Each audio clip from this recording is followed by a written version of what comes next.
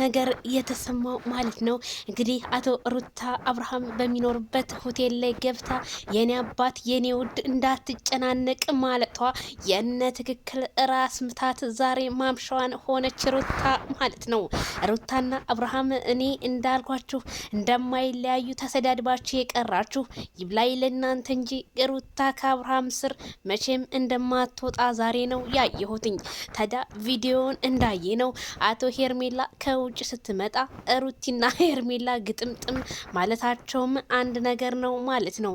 ታዲያ አብርሃም እንደዚህ ያቀፈች እየሳመች ሩታ አባትዬ የኔ ውድ የኔ ማር የኔ ጣፋጭ የኔ ወለላ አረ ከንፈሩንም በዛው ሳም አድርገሽልን ቢሆን ነገሮቹ ሁሉ ይሟሟቁ ነበር እላለሁ።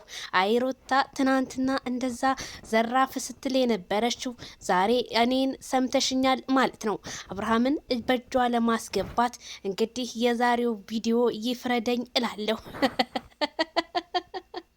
እነ ትክክል አልተሳካላችሁም። እንግዲህ ፈተናዎቻችሁን እየወደቃችሁ ስለሆነ ለምታለቃቅሱ በሙሉ እናንተ በቆፈራችሁበት ጉድጓድ መልካም መቀበር ብያለሁኝ።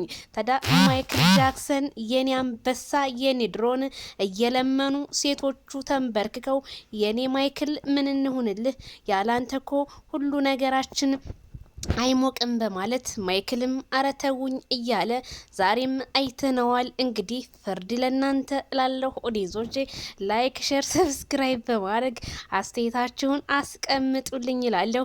ሩታ አባትዬ አባቴ አለችው። አይ ሩትዬ ወይኔ ቤተሰብ በሳቅ ነው የሞኩት። ቃላት ነው